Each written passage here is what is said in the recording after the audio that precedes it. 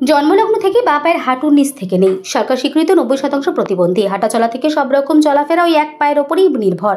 বাবা অনুকূল দাস ভিন রাজ্যে সোরার কাজ করে যৎসামান্য আয় করে। হতদরিদ্রের সংসার মা অসীমা বহু কষ্টে কোনো রকমের জোড়াতালি দিয়ে সংসার চালান। কোলাঘাট বোরডাঙ্গি গ্রামে যশোরা রোডের পাশেই এক চিলতে মাথা গোঁজার ঠাই। অনামিকা এবার মাধ্যমিক পরীক্ষায় 435 নম্বরে প্রথম বিভাগের উত্তীর্ণ হয়ে এক পায়ে দৌড়ে অনেককেই পেছনে ফেলে এগিয়ে আসে।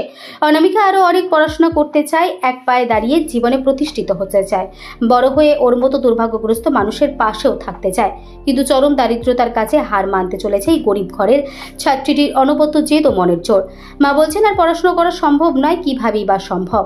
ওর মা অসীমা দেবীর কথায় স্কুলের ফ্রি থেকে শুরু করে প্রতি মাসের প্রাইভেট টিউশনের টাকা, বইপত্র সহ যাবতীয় খরচ খুব কষ্টেই চালাচ্ছেন সে।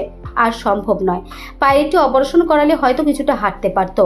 তার জন্য 4 থেকে 5 লক্ষ টাকারও প্রয়োজন। কোথায় পাবে এত টাকা? কোলাঘাট সংকেত ক্লাব কৃত্রিম পা দিয়েছেন। ওর বয়স বাড়ার সাথে সাথে সেটাও ছোট হয়ে গেছে। আবার ক্যাম্প হলে তাকে দেবেন এমনও কিন্তু জানা গেছে।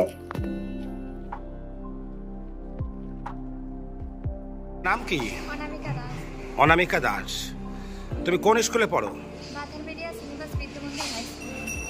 বাথানবেড়িয়া শ্রীনিবাস বিদ্যামন্দির হাই স্কুলে। আছে।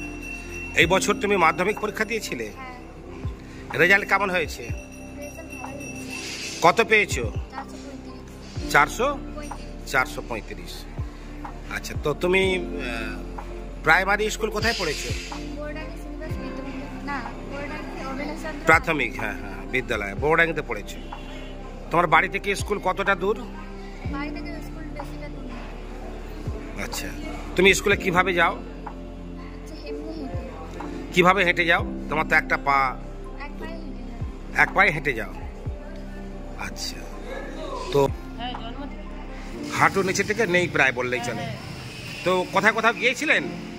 আমি অনেক জায়গায় গিয়েছিলাম, কিন্তু কেউ আমাকে লাস্টে এক জায়গায় গিয়েছিলাম, আমাকে বলে দিচ্ছে যে সরকার অত গণতে পারবেনি, কিন্তু আমাদের সমর্থই নেই, আমাদের 5-6 লাখ টাকা গোনা।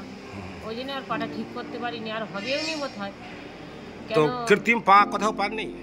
পেয়েছি কোলাঘাট সংকেত ক্লাব থেকে, আমাকে একটা ব্যবস্থা করে দিয়েছে, পা করে দিয়েছে। কোথা থেকে? সংকেত ক্লাব। আচ্ছা, কোলাঘাটে? হ্যাঁ, কোলাঘাটে সংকেত ক্লাব থেকে করে দিয়েছে। সেটা থেকে সেই পাটা দিতে ও স্কুলে যায়, ওই হাঁটাহাঁটি। আচ্ছা।